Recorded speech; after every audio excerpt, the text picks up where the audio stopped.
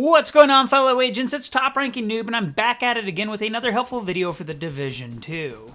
Now, throughout the Division, there's a lot of great ways that you can modify your weapons, improving the damage or improving the stability. But all in all, if you're not actually firing the weapon, it's not doing you any good. So if you're in the middle of reloading, you're doing absolutely no damage. For that reason, the extended magazines are probably one of the most beneficial mods that you can put into your weapon, at least in this player's opinion. So today I'm going to be showing you how to get the extended magazine for what might possibly be a very underappreciated weapon, the pistol. So stay tuned for that. But first, a quick shout out to my sponsor, U4GM. They got a great website that's going to have a lot of different items for online games. So if you're into that kind of thing, check them out. They got some Fallout 76 gear, Fortnite gear. I'm going to be putting their link down in the description, along with a coupon code that's going to be saving you 5%. Now, there might not be a lot of reasons to use a pistol, although it is one of the weapons that can be used with the full-sized Bulwark Ballistic Shield. And that shield comes in handy, especially as you start raising in the higher world tiers. For that reason, the extended mag can be a very valuable mod for your weapons. This can be the difference between life or death. Now, throughout the Division, there's a lot of mods that are difficult to get because they're random drops for completing certain tasks. You really just have to pray to the RNG gods. Luckily for us, when it comes to this extended magazine, though, it's actually rewarded to us through a specific side quest, so it takes the guesswork right out of it. You could also get this relatively early on in the game. It is on the west side of the map, which means it is a little higher level difficulty, but probably around level 20 you should be able to grab this up. So in order to start this mission, we need to go to the settlement known as the campus. Now, the campus is going to be west of the White House. It's a higher level area. Again, you probably need to be about level 20 to get here. When you get to the campus, one of the first people you're going to come across is this guy. He's a quest giver, and that's why he's got the orange shield above his head. His name is Scott Williamson, and when you talk to him, he's going to give you a side quest called Beekeeper Jeff. Now, that side quest is going to be the quest that's going to reward us with that extended magazine for the pistol. So once you got that side quest, we're going to head a little bit northwest of the settlement from the campus. It's not very far away. So as we get to the side mission, it's really straightforward. We're just going to be going inside these doors.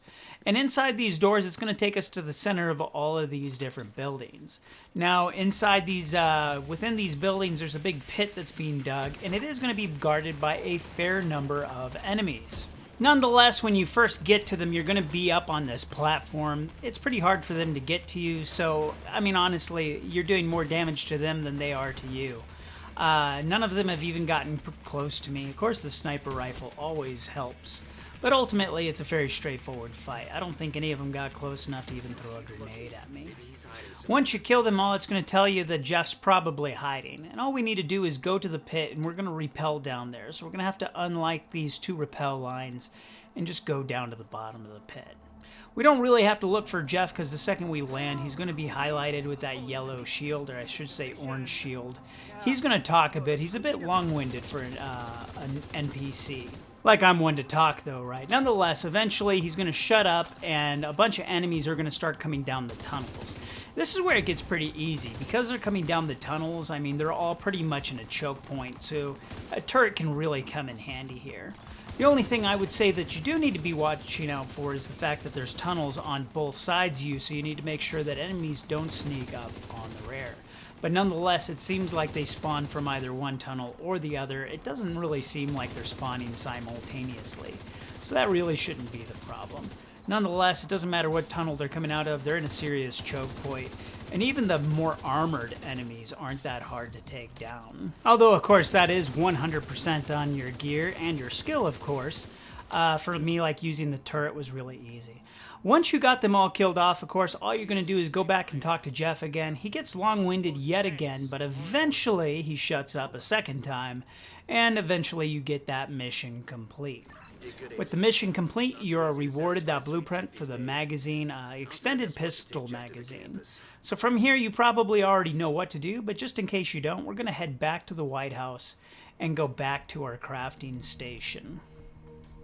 As we make our way there, though, if you are new to my channel, I do my best to try to give you in-depth guides on how to complete all of these tasks. That way there's no guesswork left by the end of the video.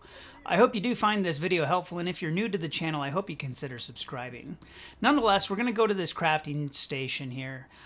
We did, of course, if we've gotten to the campus, then we've obviously unlocked the crafting station. All we need to do is find our magazine from here. It's going to take a little bit of titanium and steel and a few dollars, but you can see we're going to get an extra 11 rounds of ammunition in our magazine-fed pistols, at the expense of a little bit of stability. And I think that's well worth it, I think. Personally, maybe you don't think it is, but if you've ever ran out of ammo or tried to reload in the middle of the firefight, you'll know just how much of a pain it can be. So that is it. Once you got that loaded, you're good to go. I hope you found this video helpful, and if you did, please hit it a thumbs up. I appreciate you all watching, and we'll see you all next time.